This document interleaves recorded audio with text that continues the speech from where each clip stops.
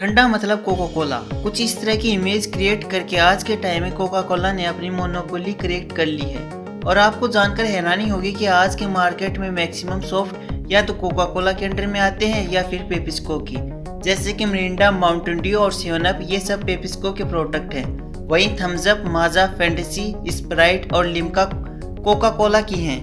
लेकिन इंडिया में एक समय ऐसा भी था जब यही कोका कोला और पेप्सी कैंपा कोला के सामने कुछ भी नहीं थे। लेकिन फिर ऐसा क्या हुआ कि कैंपा कोला मार्केट में आज सिर्फ नाम का ही रह गया है? इसके डाउनफॉल की वजह क्या थी और आने वाले टाइम में ये रिलायंस के अंडर कैसे जोरदार कमबैक करने की तैयारी में है, आइए इस वीडियो हम डिटेल से समझते हैं। वैसे तो कोका कोला की शुरुआत 1886 में जॉर्जिया के अटलांटा सिटी में हुई थी, लेकिन इंडियन मार्केट में यह ब्रांड 1956 में एंटर हुआ था।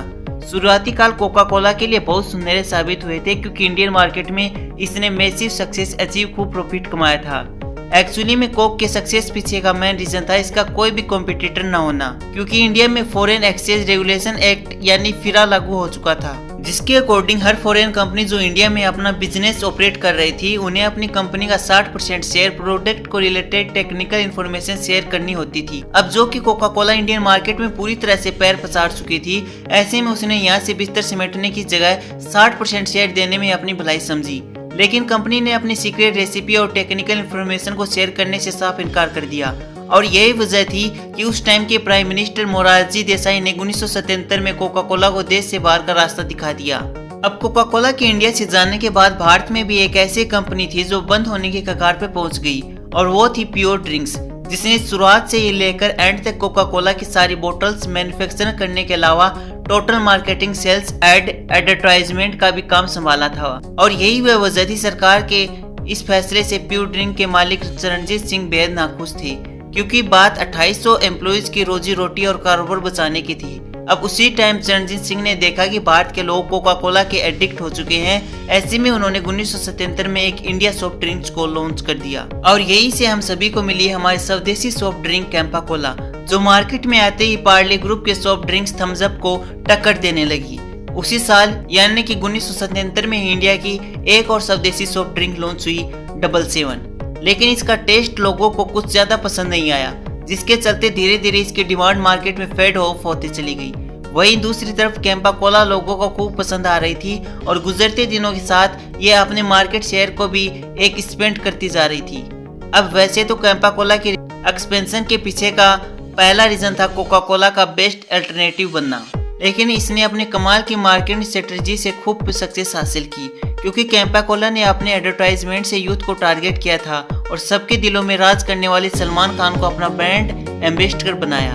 इसका स्लोगन था द ग्रेट इंडियन टेस्ट, जो कि लोगों के बीच में खूब पॉपुलर हुआ, और इसी तरह से कोका कोला की जगह लेते हुए मार्केट में आई इस गैप को फिल करने में देर नहीं लगी। अपनी पहले की पॉपुलैरिटी के बाद कैंपा कोला ने 2 और सॉफ्ट ड्रिंक मार्केट में लॉन्च कर दिए, जिनमें एक थी कैंपा ऑरेंज और दूसरी थी कैंपा लाइम एंड लेमन। ये दोनों फ्लेवर्स भी लोगों को खूब पसंद आए, और अब कैंपा कोला धीरे धीरे इंडियन सॉफ्ट ड्रिंक्स के सेक्टर का लीडर बनता चला गया। दिल्ली में इसने 4 फैक्ट्रीज ओपन कर लिए थे, और वहीं अगर हम ऑल ओवर इंडिया की बात करें तो इसकी 50 से भी ज्यादा फैक्ट्रीज थी। और दोस्तों, कैंपा कोला 15 सालों तक मार्केट में टॉप कर रही थी, जिसका एक इकलौता कॉम्पिटिटर था वो थम्स अप था। लेकिन कोका कोला की तरह कैंपा कोला के भी सुनहरे दिन ज्यादा समय के लिए नहीं टिके, और हैरानी की बात यह है कि सक्सेस और फेलियर दोनों की वजह कोका कोला ही बना। अब हुआ कुछ यूं है कि 1991 के इंडिया के अंदर लिबरलाइजेशन की शुरुआत हुई और इंडियन मार्केट को फॉरेन कंपनीज के लिए ओपन कर दिया गया। लिबरलाइजेशन की शुरुआत हुई और इंडियन मार्केट को फॉरेन कंपनीज के लिए ओपन कर दिया गया, जिसके बाद फोर्ड, टोयोटा, सोनी, सैमसंग और नोकिया जैसी कई मल्टीनेशनल कंपनी इंडिया में एंटर हुई, और इसके साथ ही एंटर हुआ कोका कोला, जिसके आते ही कैंपा कोला का डाउनफॉल शुरू हो गया था। ठंडा मतलब कोका कोला। कुछ इस तरह की इमेज क्रिएट करके आज के टाइम में कोका कोला ने अपनी मोनोपोली क्रिएट कर ली है, और आपको जानकर हैरानी होगी कि आज के मार्केट में मैक्सिमम सॉफ्ट या तो कोका कोला के अंडर में आते हैं या फिर पेप्सिको की, जैसे कि मिरिंडा, माउंटेन ड्यू और 7 अप, ये सब पेप्सिको के प्रोडक्ट हैं। वहीं थम्स अप, माजा, फैंटेसी, स्प्राइट और लिम्का कोका कोला की हैं। लेकिन इंडिया में एक समय ऐसा भी था जब यही कोका कोला और पेप्सी कैंपा कोला के सामने कुछ भी नहीं थे। लेकिन फिर ऐसा क्या हुआ कि कैंपा कोला मार्केट में आज सिर्फ नाम का ही रह गया है? इसके डाउनफॉल की वजह क्या थी और आने वाले टाइम में ये रिलायंस के अंडर कैसे जोरदार कमबैक करने की तैयारी में है? आइए इस वीडियो हम डिटेल से समझते हैं। वैसे तो कोका कोला की शुरुआत 1886 में जॉर्जिया के अटलांटा सिटी में हुई थी, लेकिन इंडियन मार्केट में यह ब्रांड 1956 में एंटर हुआ था। शुरुआती काल कोका कोला के लिए बहुत सुनहरे साबित हुए थे, क्योंकि इंडियन मार्केट में इसने मैसिव सक्सेस अचीव, खूब प्रॉफिट कमाया था।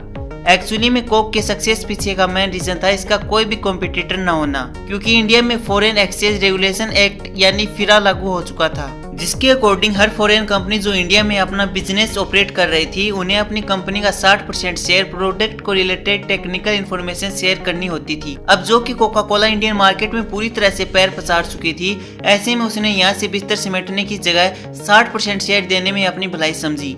लेकिन कंपनी ने अपनी सीक्रेट रेसिपी और टेक्निकल इन्फॉर्मेशन को शेयर करने से साफ इनकार कर दिया, और यही वजह थी कि उस टाइम के प्राइम मिनिस्टर मोरारजी देसाई ने 1977 में कोका कोला को देश से बाहर का रास्ता दिखा दिया। अब कोका कोला के इंडिया से जाने के बाद भारत में भी एक ऐसी कंपनी थी जो बंद होने के कगार पे पहुंच गई, और वो थी प्योर ड्रिंक्स, जिसने शुरुआत से ही लेकर एंड तक कोका कोला की सारी बोतल्स मैन्युफैक्चर करने के अलावा टोटल मार्केटिंग, सेल्स, एडवर्टाइजमेंट का भी काम संभाला था। और यही वह वजह थी सरकार के इस फैसले से प्योर ड्रिंक के मालिक चरणजीत सिंह बेहद नाखुश थे, क्योंकि बात 2800 एम्प्लॉइज की रोजी रोटी और कारोबार बचाने की थी। अब उसी टाइम चरणजीत सिंह ने देखा कि भारत के लोग कोका कोला के एडिक्ट हो चुके हैं। ऐसे में उन्होंने 1977 में एक इंडिया सॉफ्ट ड्रिंक्स को लॉन्च कर दिया, और यही से हम सभी को मिली हमारी स्वदेशी सॉफ्ट ड्रिंक कैंपा कोला, जो मार्केट में आते ही पार्ले ग्रुप के सॉफ्ट ड्रिंक्स थम्स अप को टक्कर देने लगी।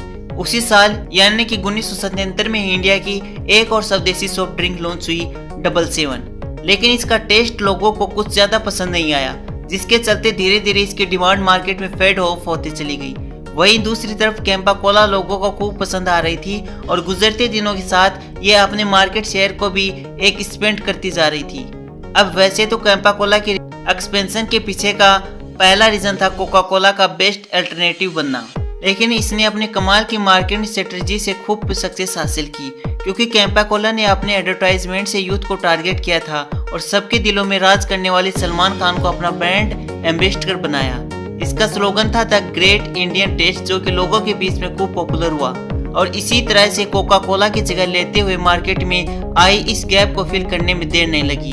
अपनी पहले की पॉपुलैरिटी के बाद कैंपा कोला ने 2 और सॉफ्ट ड्रिंक मार्केट में लॉन्च कर दिए, जिनमें एक थी कैंपा ऑरेंज और दूसरी थी कैंपा लाइम एंड लेमन।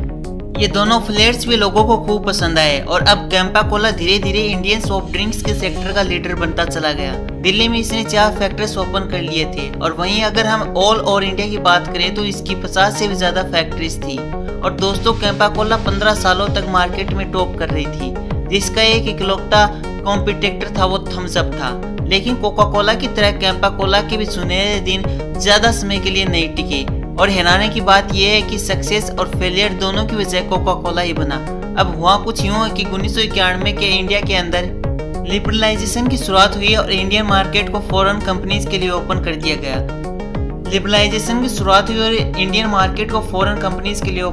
गया। जिसके बाद फोर्ड, टोयोटा, सोनी, सैमसंग और नोकिया जैसी कई मल्टीनेशनल कंपनी इंडिया में एंटर हुई, और इसके साथ ही एंटर हुआ कोका कोला, जिसके आते ही कैंपा कोला का डाउनफॉल शुरू हो गया था।